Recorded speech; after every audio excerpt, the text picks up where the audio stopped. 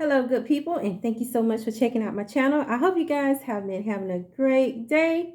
Okay, let's get into Tyler Perry Sisters, episode 4. No, season 4, episode 9.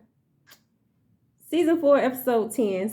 I'm getting my shows mixed up, guys. All right, so please bear with me. I do apologize. Season 4, episode 10, Our Favorite Places, Tyler Perry Sisters, right? Last night it aired. Every Wednesday night. Okay, on BET. Right? Yeah. So on this particular episode, we started out with Zach. And we know that Zach got arrested the week before. We have no idea why he got arrested. He was not read his Miranda rights. It was truly bootleg. But Zach is at the jailhouse, right? So we finally have someone to show up. I don't know who the guy is. I don't know what you would call the person at the jailhouse. I don't know the roles at the jailhouse, which is a good thing, right? But anyway, we have this guy that comes in with Jake, who's there talking to Zach, and we find out that Zach is has been arrested because of back child support, bad hair day, right? So yeah. So he's in there for back child support, and apparently it's where he has a child that he does not know anything about. So of course he's flipping out because he's like, what baby, what child? But he don't know about any possible baby except for the baby that Karen is carrying if she's pregnant, because she has not been to the doctor yet. So we have this child that we know nothing about, but he's been arrested for back child support, and it's to the tune of him having to pay at least $37,000 before he can get out. They even give him the female name, which is Heather, someone by the name of Heather, that Zach does not even recall having any relations with. But Zach really used to be into the streets, especially when he was dating Karen. So ain't no telling who he was laying up with, and maybe he does have a baby out there, right? So they let him know that the judge is not going to budge and is not going to release him from jail until he pays that $37,000. And so they're telling him that it's simple for him just to do a wire transfer to take care of the matter. However, Zach, he runs his big mouth and he let them know that he does not have money in the bank and that all of his money is at his girlfriend's house inside a safe. I'm like, why would you say that, Zach? Why are you putting your business out there? And I was just on pins and needles, like, oh, these people setting him up. They're going to go rob him, because the guy, Jake, he kept being so insistent about, oh, you can give me the combination and I can go and get it for you and take care of it. And I really thought Zach was going to be a fool and give him that information, even though Jake may not be that type of person. But I don't know, just like Fatima told him, don't be trusting these people out here in the streets. So good thing is that Zach, he was like, dude, no, I'm not giving you the combination. I'm not giving that combination to anyone. So Jake was like, okay, well, since you don't trust me enough, how about I pay it and then you just pay me back? I'll trust you enough to pay me back. So that's what they decide on. And so he also so thankful that the guy did not reach out to Fatima to let Fatima know that what he was in jail for. And I'm like, you better let somebody call Fatima, because Fatima is your lifesaver, and I'm quite sure she would have figured this out, and you probably wouldn't even have to pay any money whatsoever. And especially with you not even knowing if this is your child, you haven't even had a paternity test, whoever this child may be. So we have that going on with Zach. So now we just have to wait and see if Jake pays the money and if Zach will be released from jail. And remember, Fatima does not know he's been locked up. Karen does not know he's been locked up. Nobody knows he's in jail except for Jake, some other, and whoever's at the police station, and then the people that was at Zach's house as far as the construction workers and everything, right? So then we go to the scene of Andy and Danny, and they're at a restaurant. We have from the previous episode where Andy had reached out to Danny so they can have a one-on-one. She wanted to meet up with Danny only.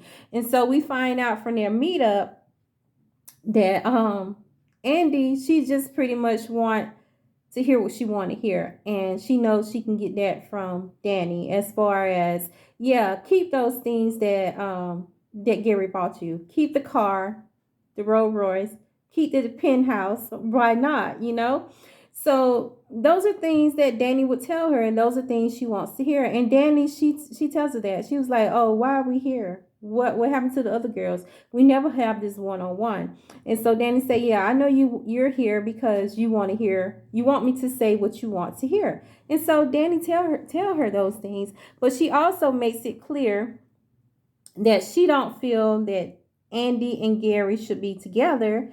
However, she knows that Andy is going to do what she wants to do. So it's like, what can she say? And that's regardless of what Danny or any of the other ladies, whatever input they give, it's always going to be where Andy's going to do what she wants to do when it comes to Gary. So, and then Danny even made the statement, maybe it takes you continue to be with him to get tired of him. So that was pretty deep, Tyler Perry. I got that. Maybe some other people got that too. You know what I'm saying? So while they are there hashing it up, and of course Danny's making sure that her meal is going to be free, and it's also going to be where she can get something to take home for the next day. She's funny. So while they're there, Andy spots Preston. So we see Preston coming in, and he's on a date with another black woman, right? So after that, excuse me, I took notes. I've been watching stuff. So after that, we go to Maurice, and I mentioned to you guys before, I really skipped Maurice's part, but I didn't feel like looking for the remote last night, so I let it play. And for Maurice's part is where he's went to his apartment. He's trying to get Q out of his place. He had already asked him over the phone to leave, but Q did not leave. So Maurice has gone to the apartment to get him out. When he reached the apartment, of course, he has Kevin there threatening Q over and over. You got to leave. You need to leave here. You better leave here. Blah, blah, blah. Those scenes are really drawn out. But the thing is that this crazy boy, this crazy man, he's taking upon himself to get butt behind naked and to get in Maurice's bed. So when Maurice gets to the house and go into his bedroom, Q is already in the bed naked. Like, what? And of course, Maurice is going crazy. It throws Maurice into a heat, but he's still telling Q that he has to leave and he wants no parts of what he's trying to put down or whatever. And he's got Kevin standing outside the door like, he needs to leave. He got to get out of here, blah, blah, blah. It's such a waste of scenes.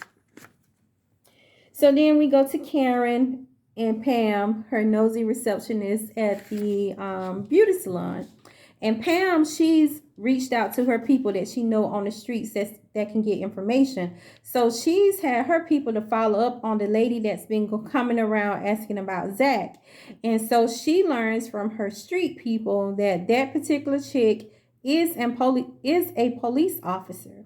So she shares the information with Karen. And so Karen, she grabs her person keys and she's like, she have to go tell Zach. She has to let Zach know that this lady is indeed a police officer. And she's, I guess, looking to arrest him. And like I said before, Karen does not know that Zach is already in jail. So then we circle back to Danny at the restaurant, and this is where it's like a bar setting restaurant, whatever. And so Andy's already left.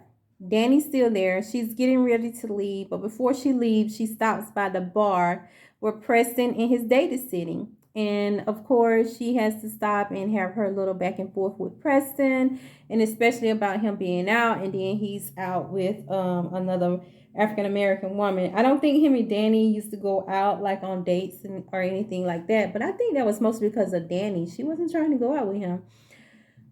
So it's like she questioned the female he's winning everything, and the female was like, well, you know me. And she was like, what? I don't know you. And then she said, yeah, you know me, we met at the gym. And she was like, oh yeah, from the gym. And so she asked how her and Preston met, and the female says that her and Preston met from Zach, that Zach introduced them. So of course, Danny, she gets into a wad about that. Not in front of them, but you could tell it struck us some type of way about Zach introducing someone to Preston. So then we get to Sabrina, and this is when Danny's left the bar slash restaurant, and she stops by Sabrina, and she gives Sabrina an update about her meeting with Andy and the things they talked about regarding Gary. And then she also let her know that she saw Preston, and the whole little thing about Preston dating someone, and he was even with someone that Zach introduced him to, and she didn't appreciate that, blah blah blah. So Sabrina gives her the spiel about the African guy, I think his name is Badu, about how he really has a healthy bank account. So they're like, oh, he's balling. And so Danny's like, she might as well go ahead and date him, and she needs to move on from the panty guy, Calvin. I really don't understand that whole part with Calvin with the panties. And that's a whole another thing. But I'm like, just write it where Kevin's with someone that can accept that, because clearly Sabrina's not going to be able to accept it, but yet and still have her and Kevin will not let each other go. I don't understand the whole thing, Tyler Perry. I don't understand it. Like, oh, what?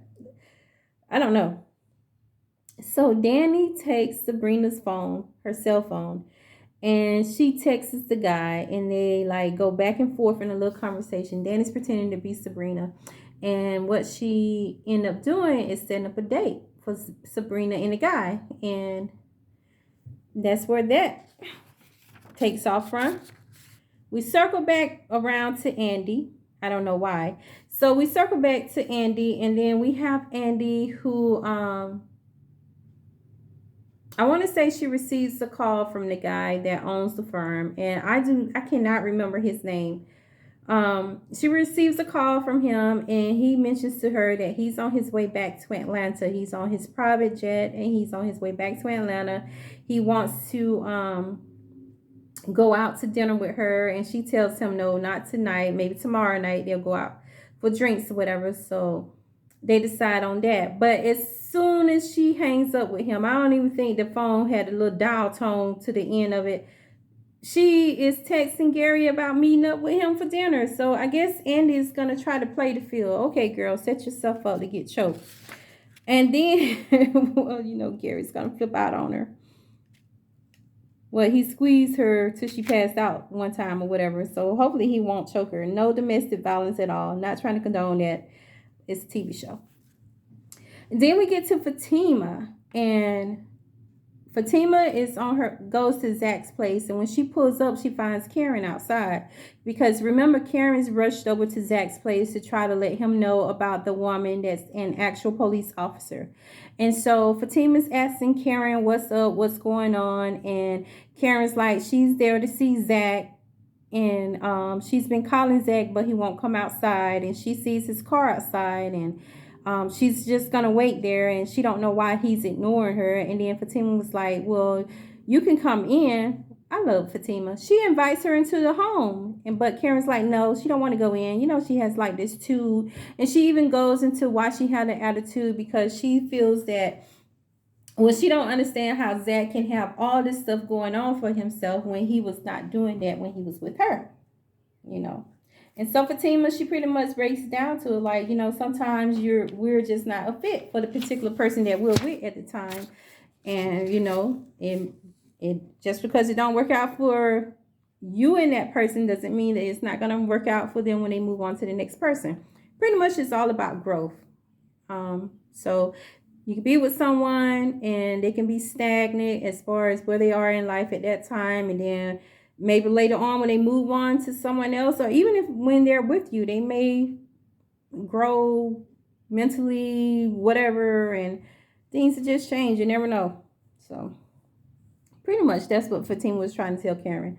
But Karen, she still refused to go in. So Fatima was like, okay, well, I'll go get Zach so he can come out and talk to you guys, talk to you or whatever about what's going on. I'm like, why Karen just won't tell Fatima about the lady being a police officer? Like, Fatima, she figures stuff out. She fixes stuff. She's like a fixer. She could have been on what was the thing? Olivia Pope. What if she could have been like a Olivia Pope? I like Fatima character. I love it. So anyway, I know I've said it several times. Try not to say it again. Fatima goes in the house.